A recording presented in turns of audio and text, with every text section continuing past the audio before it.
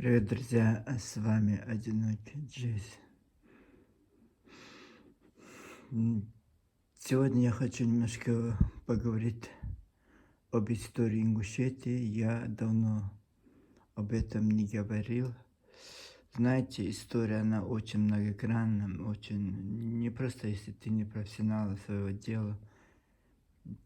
Очень сложно ты бросаться терминами, этими, как сказать, доказательствами. У меня их нет. Я простой человек, я не историк. И я не обязан каждым слову прикреплять доказательства. Поэтому у меня очень простой разговор. Я давно хотел об этом поговорить с вами, но никогда времени, знаете, эти стельки, очень много происходило, поэтому некогда было постоянно каждое событие, и ты должен отвечать на это. И поэтому так получилось, что я-то знаю очень много. Я примерно прилежным был учеником в школе, хотя были проблемы с речью у меня. Но, несмотря на это, умудрялся очень хорошо себя вести. Мало того, что приличный ученик, еще порядочный, еще, я не знаю, очень многие в моем детстве, я ребенком был, я себе помню, в подростковом возрасте, в юности, когда я стал молодым парнем, и я не позволял себе многое. Я всегда старался какие-то приличить, какие-то рамки. У меня всегда была очень сложная жизнь, потому что я считал себя, как бы сказать вам, вот бывает, я не мог много того, что мои сверстники могли бы себе позволить, хотя мне и не запрещалось это, но я вот так вырос с такими твердыми убеждениями на нашу жизнь, поэтому я не был равнодушным участником событий, я не был равнодушным участником происшествий. Меня всегда интересовало, вот вокруг что со мной происходит, это тоже для меня имело смысл, значение. Поэтому, наверное, вырос таким необычным человеком. И тому свидетельство этот город Бангкок. Сколько хороших, добрых дел я сделал этим людям. Я мог и приехать сюда, в эту жару страшную, и я спокойно себя поехал бы в Сан-Франциско, Лос-Анджелес, такой шикарной локации. Это те же деньги, что я там потратил, я потратил в эту поездку тут, еще буду тратить. И вот просто я подумал, что, представляете, почему я должен ехать в богатую страну, эти деньги оставлять им, у них и так их достаточно, а почему я не должен думать о бедных людях, о несчастных людях. Поэтому я специально приехал в Бангкок, что вот эти деньги, да, это может и небольшой вклад, но все равно вклад. Вот эту поездку от 3000 евро я вложил в эту страну, и я рад этому, потому что я вижу благодарные лица, вот человек достойному и жалко. Это скромность их природная доброта. Как это подкупает, как это радует, греет душу в нашем этом жестоком, несправедливом мире. И вот я жалко, что а не родился в этом городе Бангкоке. Представляете, каким я был бы парнем, каким я был бы при моем природном этом богатстве. И еще я бесценный это дар жизни мне дано, что быть порядочным человеком. И представьте, если родился бы такой богобоязненным. Они мусульмане, они молятся, это буддийская как это религия у них, ну, такая порядочность. В каждом гостинице у них моление, вот возле гостиницы, это кстати, у них нет агрессии, нет вот это, хотя это государство, раньше оно называлось Сиам, имело очень историческое значение, очень. И даже вот они, некоторые страны, как эти ингуши товарищи, к нам претензии чеченцам, вот эта большая страна, все остальные всегда были, у них король, у них вот все как положено. И вот это Камбоджа сейчас пограничный конфликт устроила, типа оттяпать. И даже вот, если вы посмотрите по карте Таиланда, там есть участки, где 100%, но они это маленькие куски, эти участки оставили. Вот это Мьянма, вот оставили Мьянма, вот, хотя по логике вещей это должно было быть таиландское. И вот по карте видно, сколько они оставили другим странам, вот этом Камбодже, это Аосу, это Мьянмы. И то вот бывает, потому что это мирная страна, добрая, у них религия, это не то, что Индия, не то, что в Тибете, это совсем другое. Там нельзя агрессии проявлять. Если кто-то на тебя кричит, если ты ответишь агрессией, тебя посадят. А не этого человека, который с тобой вот так повел, а от тебя. Ну, это так, потому что у них совсем другие вот это. Вот этот человек, у нас, как в советское время мы привыкли, что парни идут служить армию, ну, а у них по-другому. Они идут, вот этот, как этот, становятся священники временно, и вот идут вот этот не монастырь, вот туда идут, и там очищаются от своих мыслей грязных, от своей грязной натуры. Вот очищение у них. А человек может даже полгода там провести. Вот, отказавшись от всего внешнего мира, от родителей, от всего. Человек отказывается, идет вот этот буддийский храм и становится вот эти, как это, священником, вот эти. И вот такое, скорее всего, из-за такого очищения, вот человек, может быть, у него вредный характер, может быть, он вот это. Человеку дается Богом время, чтобы он посидел и хорошенько подумал про себя. Вот 10 человек год проведет вот в этом буддийском храме, и вот он, конечно, осознает, вот, конечно, он поймет, где он не прав, где он совершал плохие дела. Это молодые парни вот так делают. И вот все связано с Богом, поэтому у них и благополучие. Я, вы бы никто не был в Бангкоке, да, есть и плюсы, и минусы, любой город такой. Но я вам скажу, ребята, это масштаб, это масштаб. В самом стране проживает, представляете, 70 миллионов человек. И, и несмотря на это, вот это, они сами трудятся. Сколько из других стран.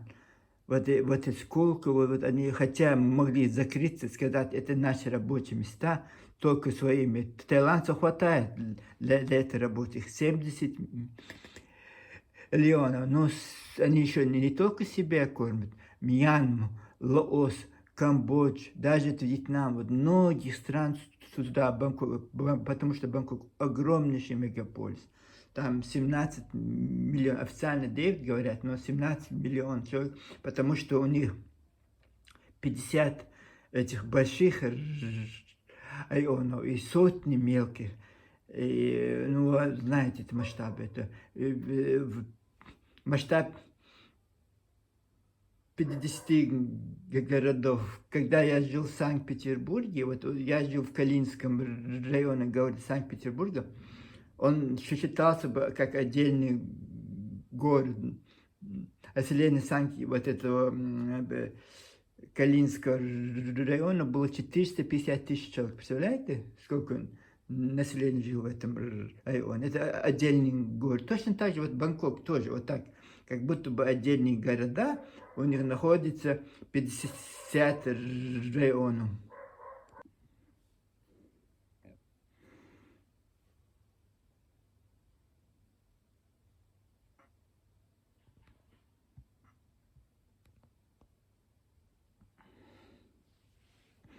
Но пошел рассказывать про историю Таиланда. Ну, вот так, очень похоже на нас, чеченцев. Вот честно, в своей скромности, своей вот это. Хотя великая большая империя, и то вот такая скромная не выпендривается, не это, просто живут, строятся, вот трудяги, как мы. Многим пример, конечно, многим пример. И я надеюсь, у них все будет хорошо. Ладно, переходим к нашей злободневной теме и темам Ингушетии. Сегодня я хочу рассказать про этого Идриса Базоркина. Это выдающий ингушского писателя осетинского происхождения, жителя города Орджоникидзе, Северной Осетии. Никогда он не проживал на территории Чеченской э, Ингушской ССР. Почему-то он был ингушским писателем. Вот это странно. Вот может так человек всю жизнь находиться в другой стране и считаться писателем. Вот примерно я буду жить всю свою жизнь в Таиланде, и я скажу, что я чеченский писатель, там буду писать по-русски и издавать, или по-чеченски издавать книжечки в Чечне. Это так не бывает. Если ты должен жить со своим народом, если у тебя государственное образование, где есть чеченцы и ингуши, и она называется Чечен-Ингушская ССР, она имеет столицу, даже круче, чем десятки тысяч ингушей жили, и им ничего, а вот Идрису Базоркин это было западло там проживать, потому что он считал, что вот ярым был чеченофобом. И вот вы поймете, почему я вот так говорю. Я давно это держал про себя, думаю, зачем мне это сейчас говорить. Человек умер, он тоже мой первый писатель, Чечен-Ингушетии. Я Арби Амакаева не читал. Али Таша не был моим первым писателем. Вот первым писателем моим был, который я прочел книжку из 7 веков, вот этот Идрис Базоркин. Конечно, для меня он был кумиром, для меня он был... Я даже не думал, что он ингуш. Вот не было понятия, что он ингуш. Да, то, что он описывал, раньше это я не понимал, что он специально это описывает про ингушей, специально вот это. Сейчас я понимаю, что это он делал специально, потому что многие чеченские вот адаты, вот это он просто переписал на этих ингушей, и вот они стали сейчас ингушскими, и попробуй ты что-то там, скажи, сразу сказать, Идрис Базоркин написал, как чат GPT, Идрис Базоркин сказал. Вот такой метро ингушской политики. Хотя он считался писателем, но он не был писателем, он был просто пропагандистом, и пропагандистом он был. И пропагандировал только ингушей, ингушскую культуру, ингушскую историю, поэтому эти книжки, вот это, нигде не сказано, что 6 дней Деникин воевал на территории, нет нигде в этих документальных вот это, что Деникин специально воевал с ингушами. Нет вот этого.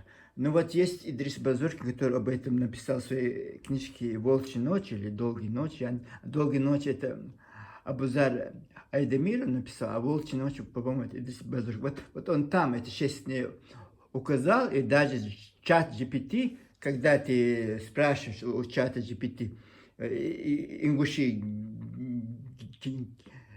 герои, в каких сражениях они сражались, вот этот Идриса Базуркана, еще одного ингушского, вот этого дает, оказывается, кроме из 7 веков, и этой книжки «Волчьи ночи», он писал еще учебники истории, многие об этом они знают, но чат GPT об этом знает, и любой твой вопрос про ингушей, а не историк какого-то известного, Берже, не Берже, нет, а не Пушкина, Лермонтова, которые там жили в Грозном, там крепости Грозной, И вот створили Лев Николаевич Толстой, великий писатель, который тоже вот был сослан, э, и сослан, по-моему, другие, Пушкин, Лермонтов были сосланы. Ну, там вот и Грибоедов отметился, и вот этот Лев Николаевич Толстой, и поэме Валерий, Хадимурат.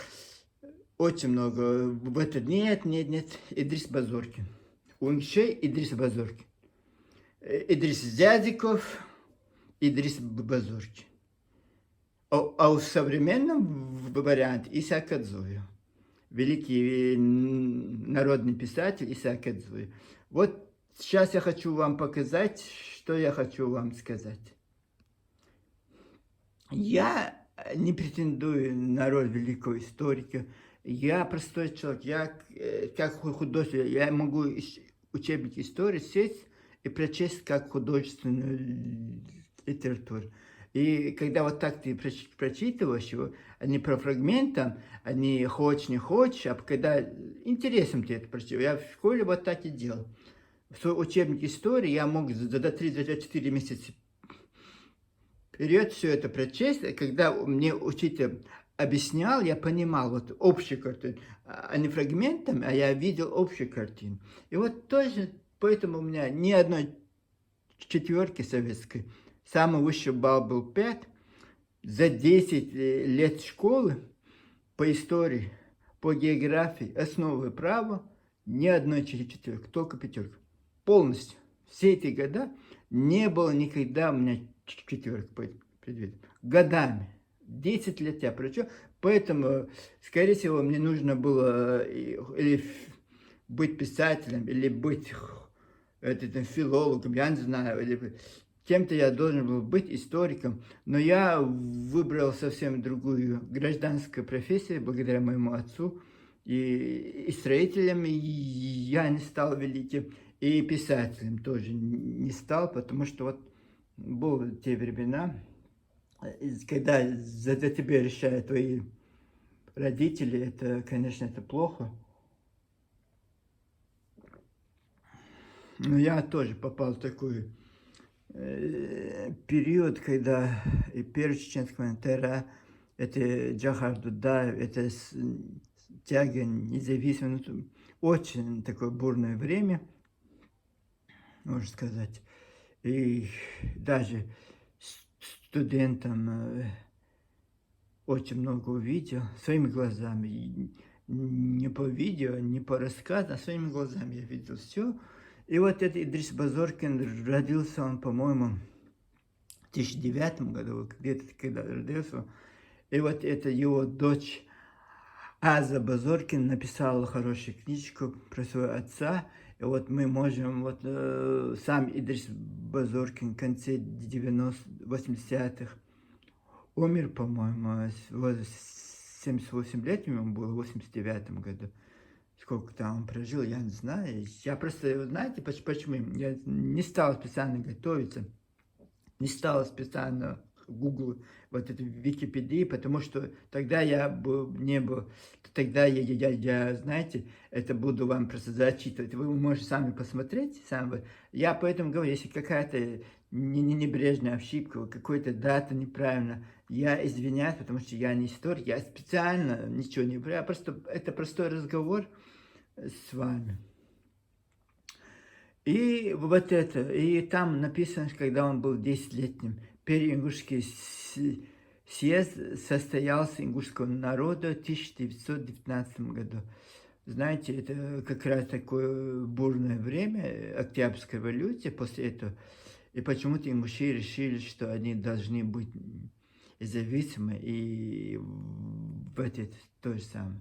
Вот знаете, вот если чеченцы бы провели бы в 1919 году, это было понятно, потому что они всю свою жизнь боролись за эту свободу, за эту зависимость. А вот те ингуши, которые всю свою жизнь хотели жить с Россией, с русскими, и дружили, и вводили дружбу, и предавали своих кровных братьев, соседей, и вот много чего. И вот они вдруг требуют своей независимости, своей свободы, и в это провели этот съезд.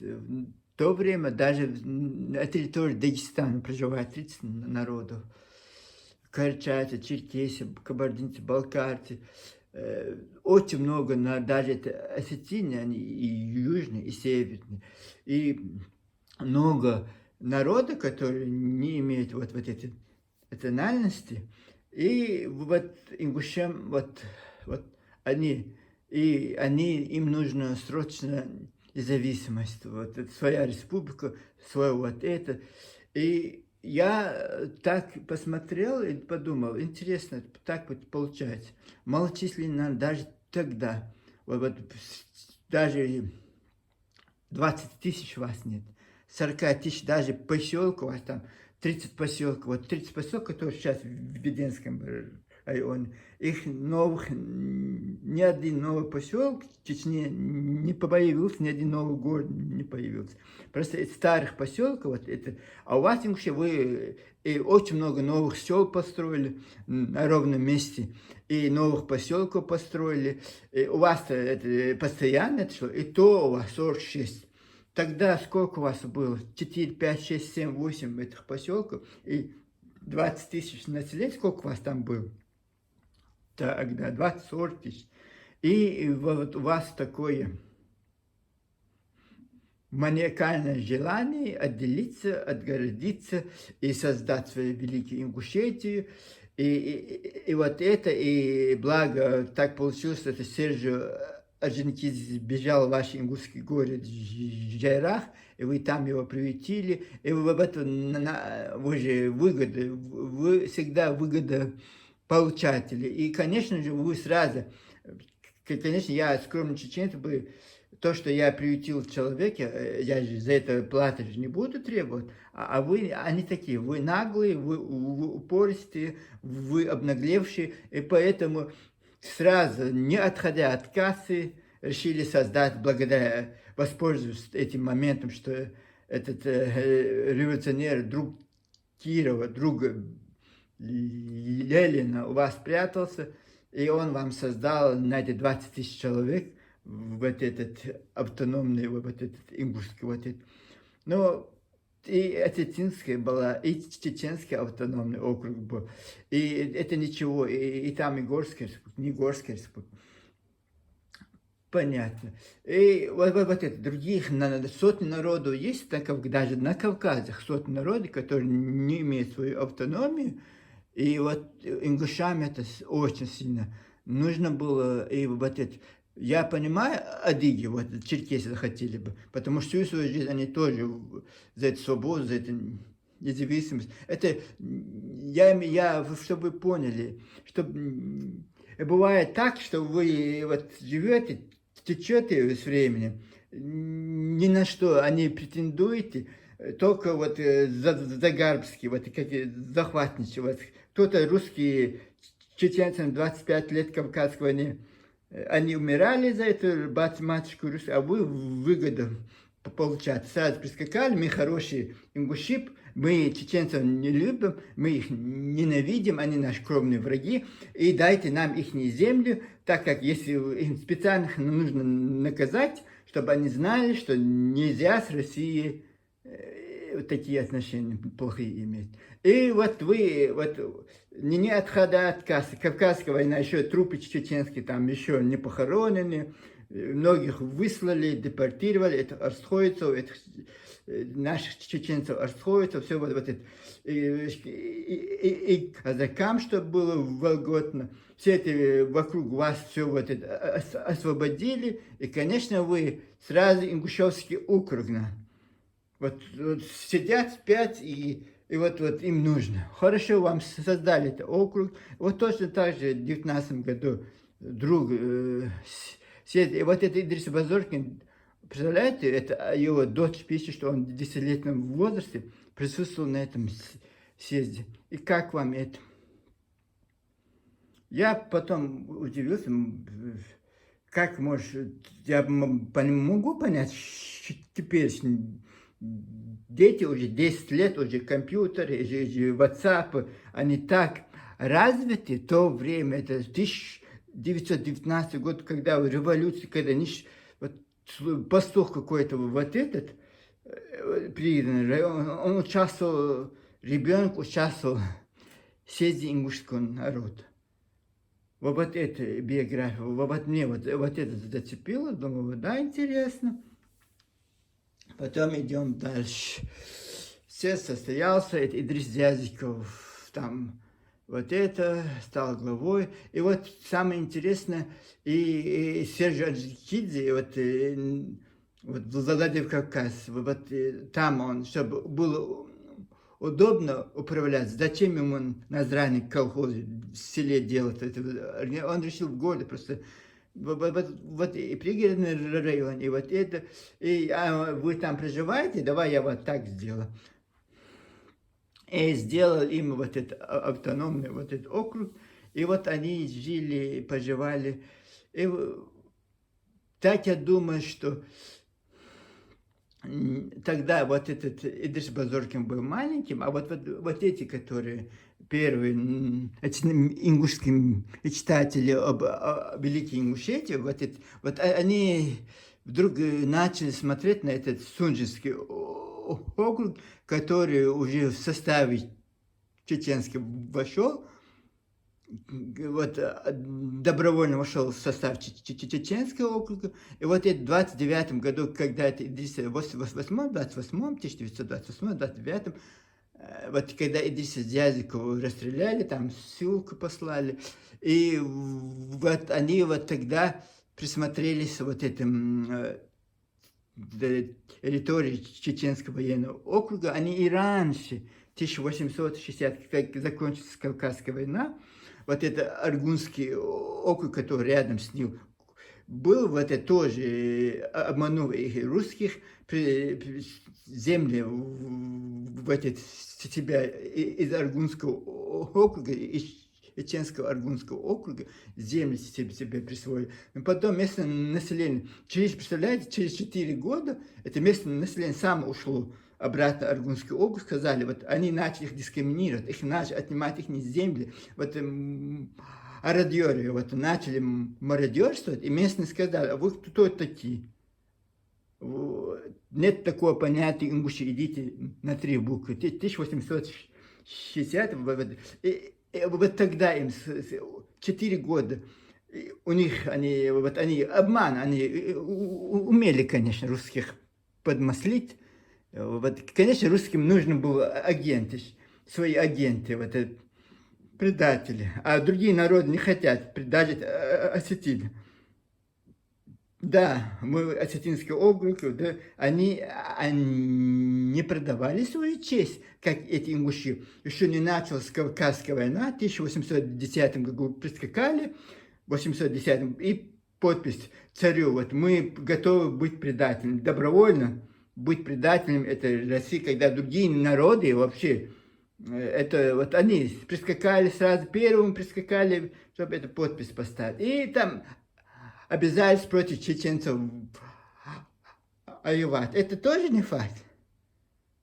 Интернет не только для вас, товарищи, существует, для нас он тоже существует. Это я по истории, то, что я учил советскому, просто я вам пересказываю, я ничего не добавляю. Пересказываю то, что я изучал советскую историю.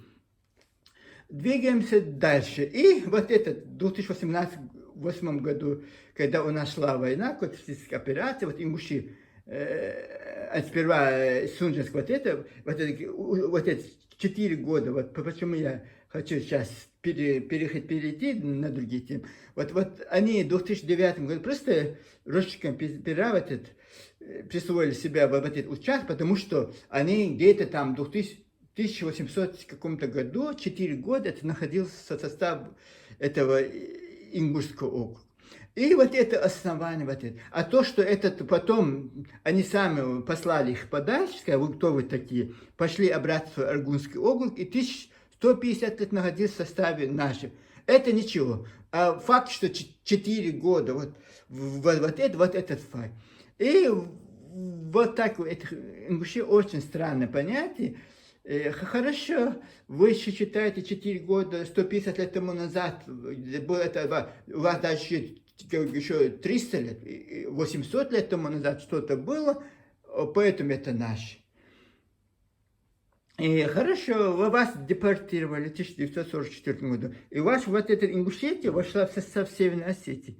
Коста-Хетегурский район, я не знаю, я очень сложно сейчас термин разберу, но вот они переименовали ваш район, свое название, и сколько они, по 44 по 1957 год, они переименовали, и это не по-вашему было, а они переименовали. И вот у них состав был 13 лет. Они могут претендовать на этот джейра? Конечно, могут. Потому что они, как вы утверждаете, нам, чеченцам, в 1860 году это было 4 года в составе. Вот видите карты, вот там написано, что это в составе нас. И вот это у вас основание в 2008 году присвоить чеченские земли просто одним росчерком пера. А потом, когда обратно их у вас отняли, плачете, бегаете, проклинаете нас. А вот интересно, осетины имеют право на ваши Ингушетии, потому что они даже переименовали на ваши районы. 13 лет в вашей территории были состав Осетии. Имеет, конечно, имеет. По вашей ингушской логике, 1000 лет тому назад что-то случилось, это мы, это наш, вот при притязании этим Калининскому району, Аргунском ущелье, почему вот это, тысячи до Алан, это Зурзуки были, и вот грузинский источник, где-то что-то там, вот эта карта там, это у них горцы, они так называют, Зурзуки.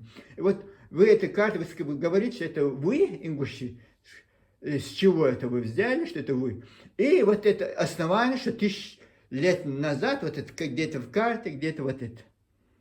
Вот осетины тоже так же имеют. А сейчас, после 1957 года, сколько лет находится вот этот пригородный район, это набережная, часть Владикавказа в составе Осетии?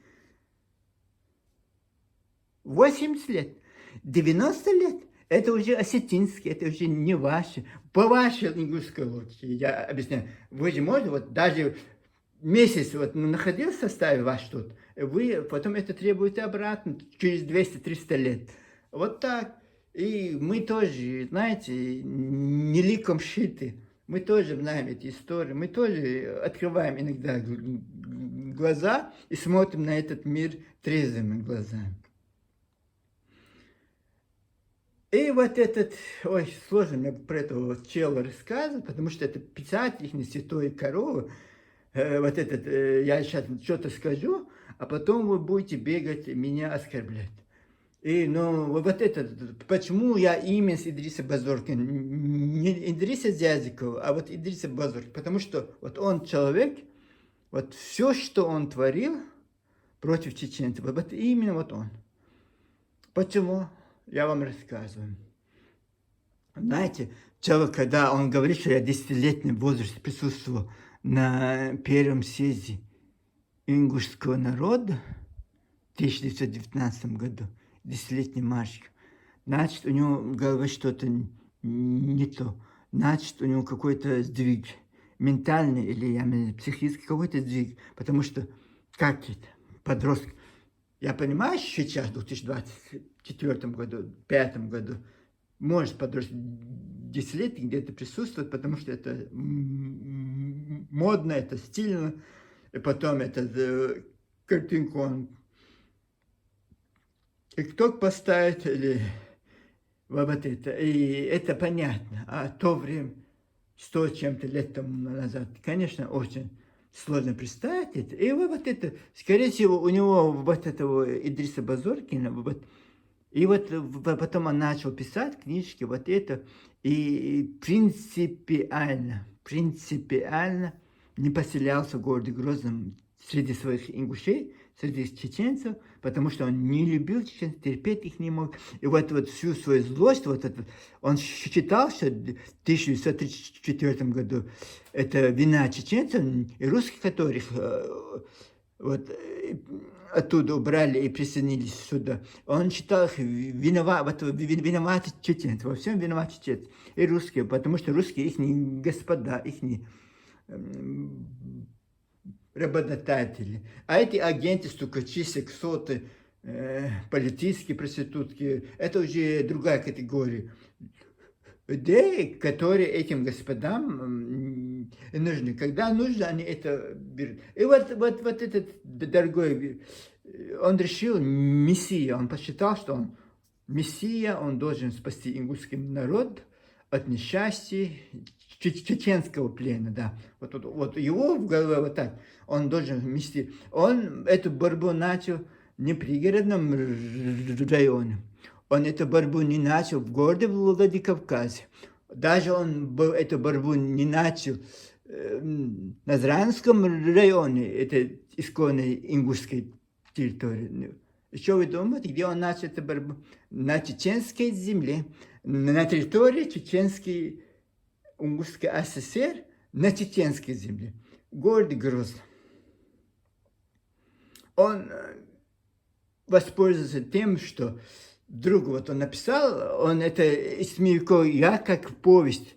А сейчас я знаю, что это пропагандистский, исторический, вот, зашифрованно это пишет, вот эта книжка «Волчья ночь» тоже зашифрованная история. Для Ямгушей, вот тоже Исмеюко тоже шифровка истории. Он не стал исторически писать, потому что он не историк, он никто. И вот он зашифрован в этот долгоиграющий пропаганду, пропагандистские, вот пропагандистские это книжечки. И вот это дочери, вот это Базоркин книжки тоже выходит, вот потом выходит, вот сам он житель Осетии, сам он, и еще что он делает, агентов своих посылает, куда? Не в Владикавказ, там бороться с Осетией, а почему-то он решил с чеченцами бороться, чтобы все пригородные районы, причем чеченцы, Грозно, вот все деятельность их не была в городе Грозно, ни Владикавказ, ни пригородный район, и в своем любимом Азран на ингушской территории нет, только вся деятельность происходила на чеченской земле. В 1963 году два молодых ингушских парня, Исаак Адзоев из села Ангушт, и вот этот Али Хулгов,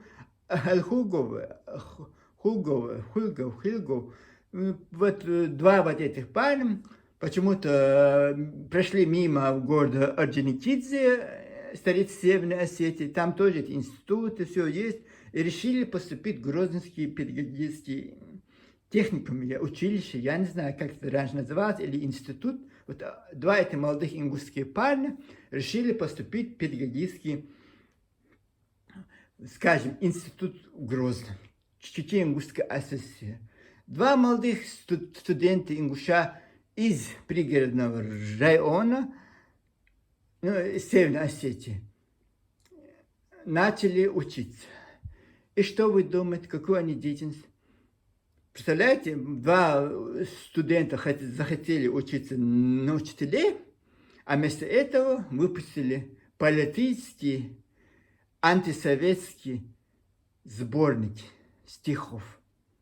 Исаак Адзоев и вот это Али Хулгов,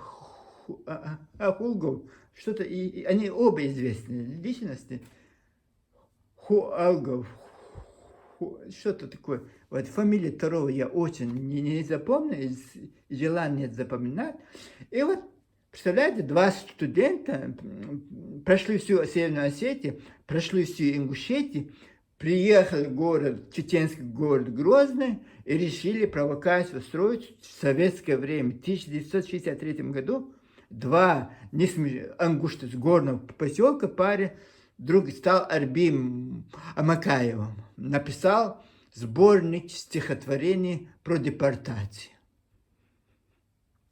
КГБ Чечено-Ингушской ССР их схватила и на 4, по-моему, на 5 лет сослала.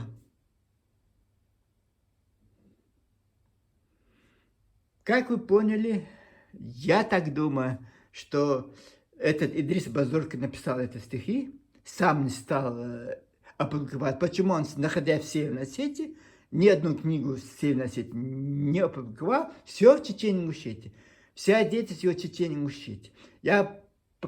Почему я об этом фрагменте истории говорю, чтобы вы поняли, как состоялся 1973 год ингушской провокации снова. Не в Назране, не в Орджоникидзе ихнем, а в городе Грозном, в чеченском городе Грозном они снова устроят провокацию, и непростую провокацию.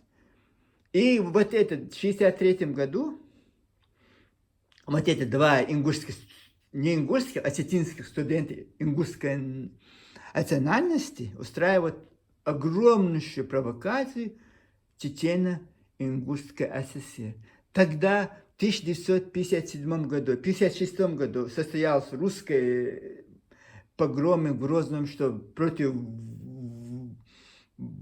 возвращения чеченцев. Там такой, это был взрывоопасный регион, потому что 13 лет там чеченцы и ингуши жили, и весь этот русский националист, я не знаю, казаки, там был большой. И они, конечно, не хотели, считая, что Грозный русский город, и почему они должны пускать туда чеченцев. Сперва они погромы устроили, а потом, когда их ингушские деды в высылке в 1957 году приехали, и они снова устраивают этим Грозным. Они озране демонстрации не в Владикавказе, не в пригородном районе, а в городе Грозном демонстрацию протеста, чтобы обратно не было название Чечено-Ингушская ССР, а была Ингушско-Чеченская ССР. Вот в 1957 году вот, чеченцы еще не возвратились домой, а эти ингуши уже начали свою провокацию. Представляете, 1957 год, 6 лет от этого не пришло. Мы только даже в 1963 году, по-моему, первый созыв парламента Верховного Совета Чечено-Ингушской ССР состоялся, потому что моя бабушка была депутатом Верховного Совета Чечено-Ингушской ССР 1971-1974 года. Это был третий созыв. Представляете, даже еще ничего не устоялось. Даже еще ничего вот это. И два этих осетинских ингуша с помощью вот этого Идриса Базорки, он их старше них, потому что он родился в 1900 каком-то году. Почти 40-летний мужчина, по-моему, он был тогда. Под 40 лет, но он манипулировал двумя вот этими молодыми студентами Грозного педагогического института и дал им свои, сам не стал опубликовать, и дал свои вот эти провокационные, вот эти антисоветские книжечки им, чтобы они в Грозном это издали. Чтобы была провокация, они озране, не в Владикавказе, где он проживал, не пригородный район, а на территории чеченского города Грозно. Вот провокация. Представляете, я помню рассказы своих отцов. Мой отец женился, по-моему, в 1961 году. Ну, я помню вот их рассказы. И вот это было очень сложное время. Даже еще моя бабушка, по-моему, она стала вот этот колхоз какой-то. Ну, это были трудные времена. Представляете, у мужчин все люди еще, они обустроились. Еще боролись за эти земли, за эти участки с этим осетинам, этим дагестанцам, кто многие не хотели жить добровольно, уехать. И вот это еще, представляете, с высылкой приехали люди, куска хлеба нет, а эти ингуши уже политически накачаны. Решили против советской власти в городе Грозном выступить. Знаете, это очень было плохо для нас, чечен, потому что они-то это сразу, это ваши братья, это ваш отец. И вот нас подставляли, вот что я хочу сказать, вот подставляли нас.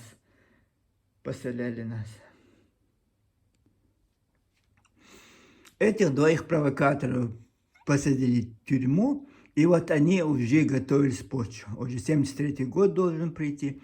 Это был третий, они еще и раньше могли бы, но они очень испугались, что вот это кукловод сам Идрис Базоркин сидел в Владикавказе, и вот он их направлял, всех этих ингушей, и все, вот он там это как бы ни при чем, если нужно было, конечно, арестовать его, вот это, конечно, советская власть тоже не хотела, они же тоже, они правые преемники Российской империи, и мужчины все равно нужны были. И вот даже вот ингуши гады, это городе Грозно, а вину всегда на чеченцев. Поэтому моя бабушка, вот она, я сейчас не хочу удивляться, я тоже очень много узнал про них. Я удивлен был, я просто не поверил. Но вот это Идрис Базоркин, вот они пришли с тюрьмы, потом они испугались, немножко пришли в себя, и вот они начали готовить провокацию в 1973 году. И что вы думаете? Ждут 50 лет СССР, какую-то памятную дату, вот это, и решили выступить. Выступили как? Десятки тысяч ингушей, ну тоже наши чеченцы, там студенты, все вот это. И они в Назране, не в Владикавказе. Вот я хочу вернуть пригородный район, город Владикавказ. Я в Владикавказе стану и скажу, отдайте нам наш город. Нет, мы Осетию не трогаем, мы оставляем в действенной чистоте, саму ингушскую населенный пункт тоже оставляем в действенной чистоте. И только все провокации, с этой гадости только на территории Чеченской Республики, а все остальное кристально чисто. Ни одного провокации, ни одного выступления, ни одного протеста. Все нормально, все хорошо. Вот знаете почему? Мне кажется так, что в 1934 году они сами, вот они сперва захватили это Осетию, пригородный район, часть Владикавказа, а потом захватили Сунжский район прибрать своим рукам. И все, вот вокруг все прибрать своим рукам, и они пришли в Чечню. Точно так же. Вот мы же, чеченцы, трудились, мы воспитывали своих детей, мы ходили в школы, интернаты, школы, институты, на эти заводы, на эти фабрики. Нам не было вот дела до этой интриги. Они целенаправленно, вот куда поселяться, где, вот ингуши, план Сунжского, это понятно, это уже они все, они по чуть-чуть там оседают, только там, вот не могут, вот только в Грозный или только на чеченской земле, они вот это все. Хорошо, слава Аллаху, там, что вот это, вот как-то от Чхаймартана они зашли, и куда-то еще дальше, мы могли бы снова последствия иметь. И вот свои, вот это, и вот кукловод это Идрис Базоркин, скорее всего, у него с головой что-то непорядки было, потому что что-то сдвинулось головой, и как окрыленный своей всемирной славой, что вот чеченцы, все за него молятся, он чеченцы пойдет обком, любой кабинет ногой может открыть. Вот такой он всемирный, они все перед ним пересмыкаются. Вот это, и вот это, он великий. Он, представляете, это книжки, это не про литературу, это про пропаганду, это про историю фальшивую, лживую. И вот этот человек, вот сумел, представляете, все Чечню Ингушетию под свой контроль поставить, находясь в городе Владикавказе. И вот этим с русским, не русским, потому и Смирко издал на русском языке. Хорошо, почему-то его не издал на чеченском языке, вот это спрашивать. Нет, не стал издать, только на русском, чтобы вот иметь эти связи нужные. И вот готовился уже право, у них провокатор имеется, они вышли из тюрьмы, и вот они снова устроили 1973 год. Холодные месяца, это январь, почему летом, тоже непонятно. Какая-то, они просто, эта дата была, 50 лет СССР, вот они именно эта дата. Весь город готовился к праздничным мероприятиям. В Советском Союзе был пример демонстрации, вот это Новокузнецкий, как это, Новочеркасский, в Ростове, в 60 каком-то году. Они расстреляли их все, представляете? Они устроили бунт, в Новочеркасске расстреляли эти митингующие. Расстрел был. Это те были эти сложные. Представляете? Они и антисоветские книжки писали в 63-м году. И в 73-м году устроили вот эту провокацию в городе Грозном. Это очень такая ингуши. Почему-то там стали. Не Азрани требовал свои. Это же их город, их столица была. Как бы должна была быть. Вот это обесценивание этого города Азрани я вообще не понимаю. Никогда, только Ельцин, когда пришел, они вот пришли туда. И когда провозгласили это республика Ингушетия, тоже азряне обрались. Так как Грозно шла, они не могли, Грозно было неспокойно, вот они, азряне, все обрались. И вот такая история вот этих ингушей, вот этого вот борца за Ингушетию.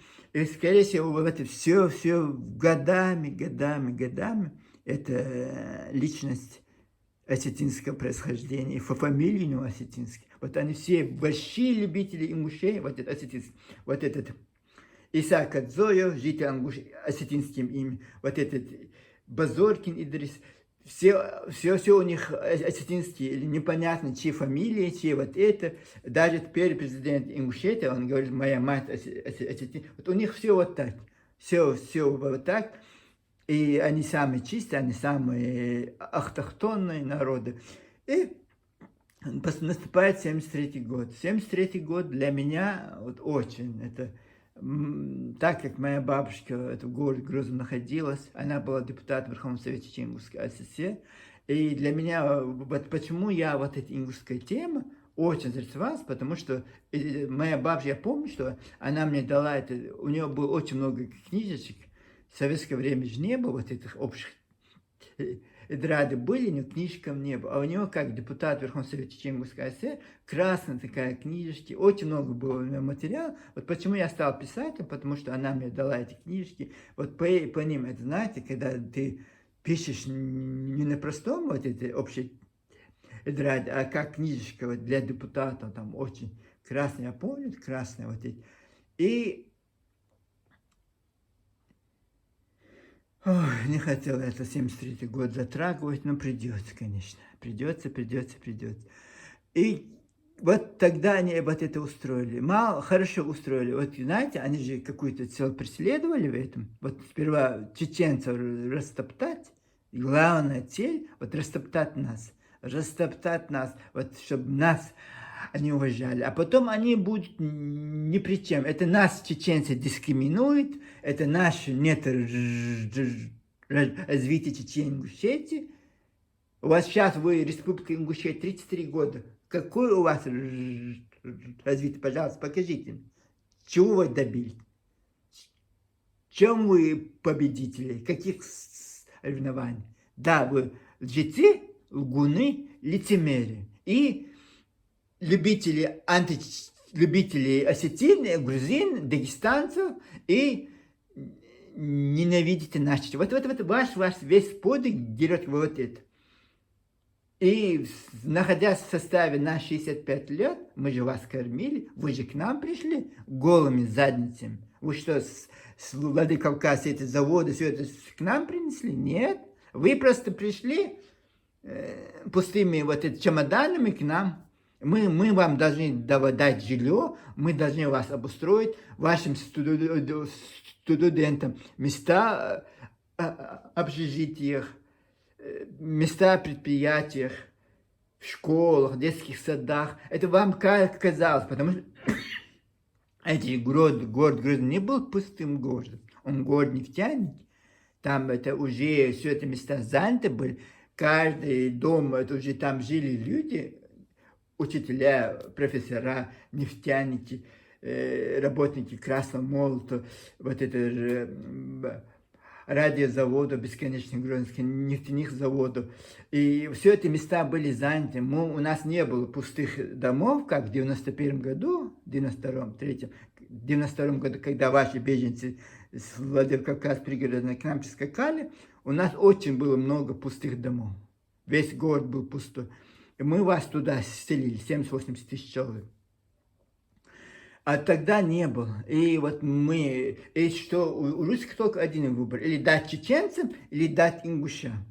Так как чеченцев много, и так как они классовыми врагами, своими врагами считали, они решили: вы малочисленный народ, 50% если составляет, и все остальные живут в Северной Осетии, и они решили вас обласкать, вам все это давать, потому что и на всякий случай, чтобы вдруг они очень хорошо вас знают, очень вашу подноготную, вашу историю, на что вы способны. Поэтому они вас вот так.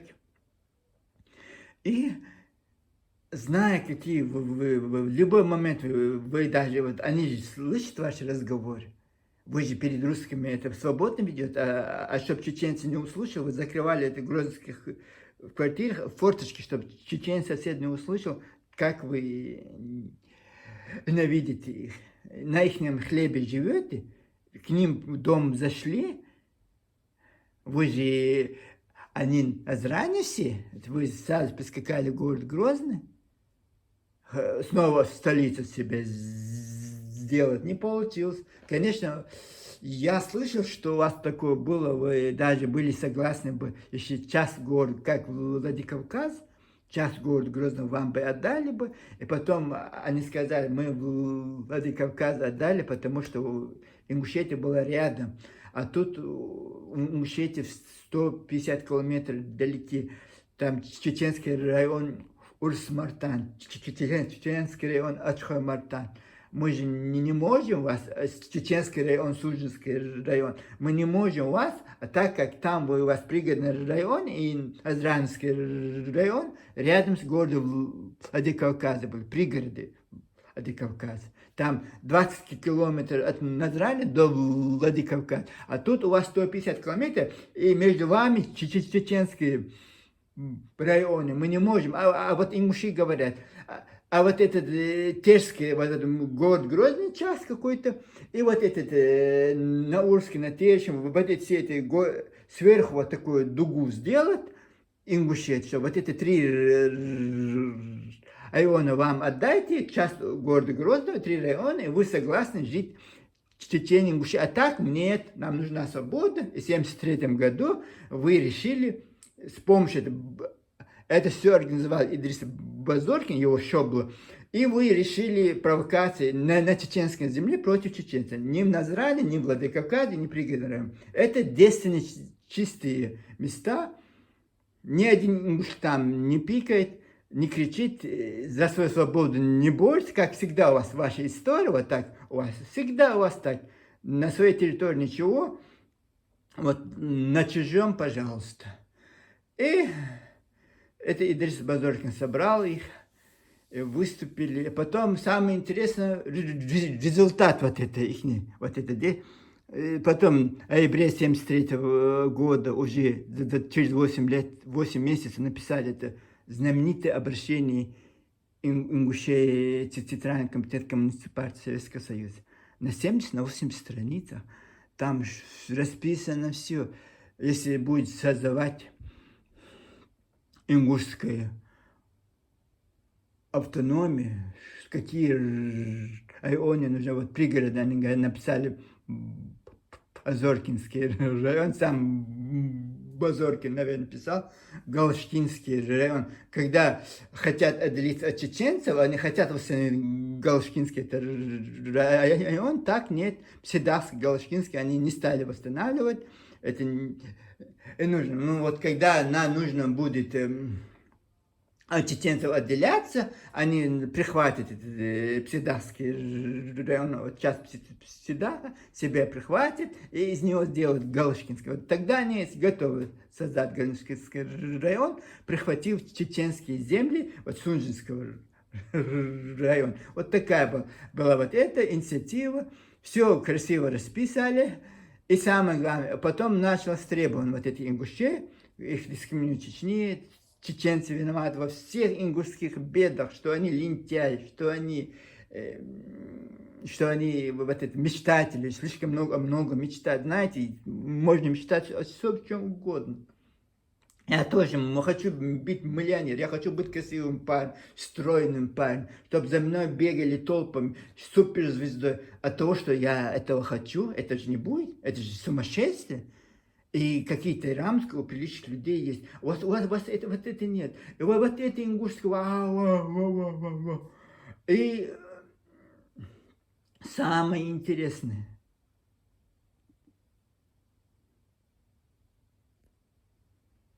Требование по пунктам идет. Восстановить ингушскую, первый пункт идет восстановить ингушскую автономию в пределах 1934 года. Это было 1934 года. Это значит, Сунжский район, Малгобек, не их. Ну, когда они расписывали, тогда, да, они прихватили эти села, поселок, ну, там села, вот это Галушкинский район, какие-то села, вот прихватывали.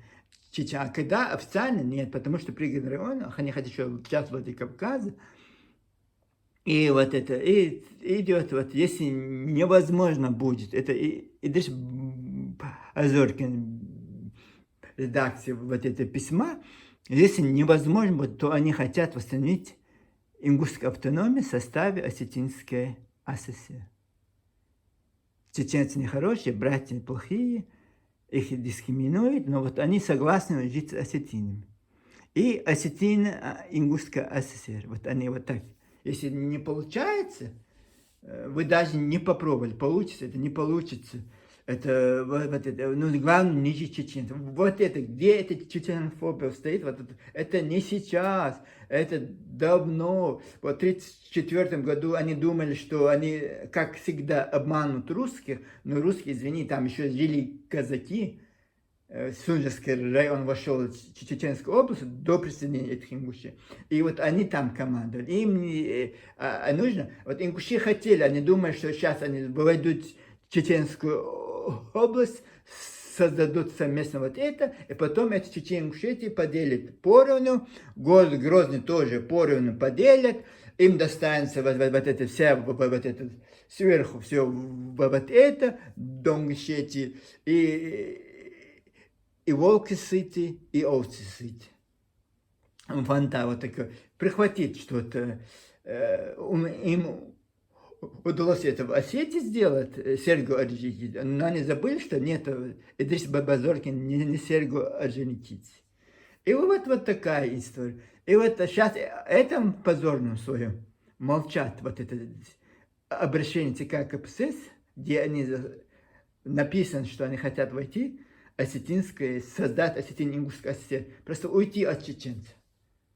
Жалко, что у вас тогда сзади пинками, вот, чеченцы, вот, озлобились бы на вас, и у вас вышло ли бы вот это, обратно свой назад. И сейчас не поздно, честно, сейчас тоже не поздно, потому что вы доиграете с вашим вот фантазиям, вашим притязанием, доиграете, вот, озлобленных много сейчас. И вот доиграетесь. Вот ваше сейчас готовьте, мой совет вам, товарищи ингуши, чтобы не было как в пригородном районе, там с непонятку. Вот заранее чемодан, вокзал, Азран. И вот такое, вот это устроили там, вот такие интриги. Этот Идрис Базоркин не останавливался, он не успокаивался. И ничего ему, вот самое интересное, скорее всего, агентом был КГБ. Вот как это, вот этого двух студентов из Икадзоя, вот это Али Ахугова, сразу арестовали за эту стишку. А вот этот, вот этот кукловод, сам организатор этих событий, этих митингов, вот его даже и тронули. А потом он еще доиграл, стариком стал, снова молится на этой ингушете.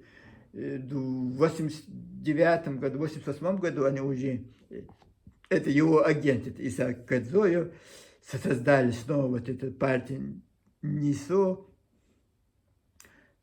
созвали второй ингушский съезд, там выступил вот этот Идрис Базоркин, он выступил очень так жестко, что не надо никакие вот это, никакие это, только так, мы ингуши, хорошо вы ингуши, при первом выстреле в Грозном вы как сбежали? Мы же помним, сразу бежали. Вместо того, чтобы защищать свою родину, вы многие там родились, это ваша родина. Чечня, город Грозный, ваша родина. Вы там родились, многие родились, эти все ксенофобы в городе Грозном. Это ваша родина. И вы вот все вот это так жестоко, так вот не мстите, я не знаю. Мстите. Я понимаю, если у вас до сих пор не было бы этой республики Ингушетии, вы бы винили бы нас, чеченцев, что вы нас 65 лет, 80 лет в составе удержали эти Чечено-Ингушская ССР, как это Кабардино-Балкария, Карачаево-Черкесия, Дагестан, весь.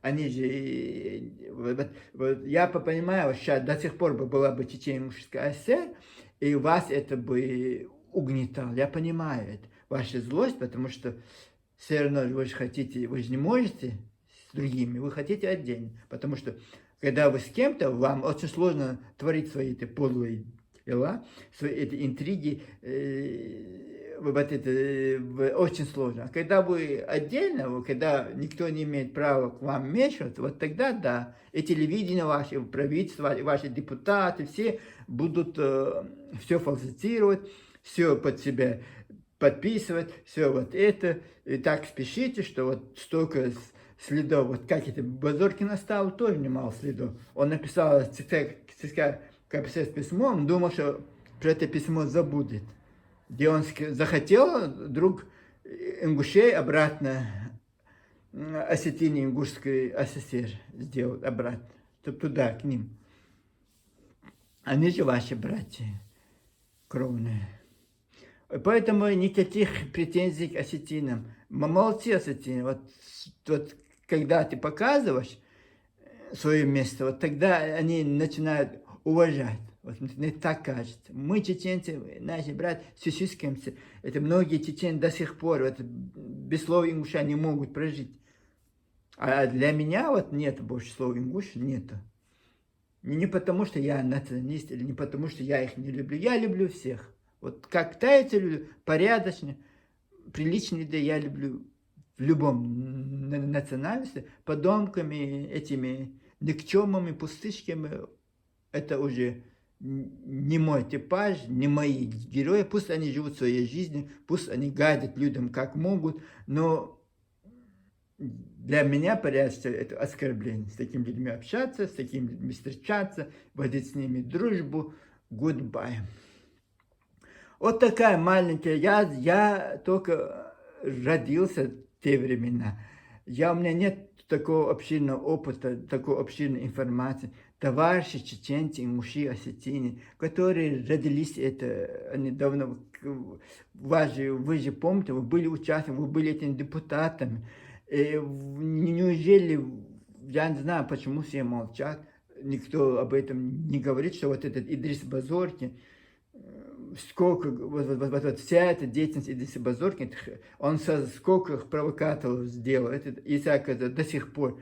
Мы, ингуши, ушли, потому что в Чечне была война.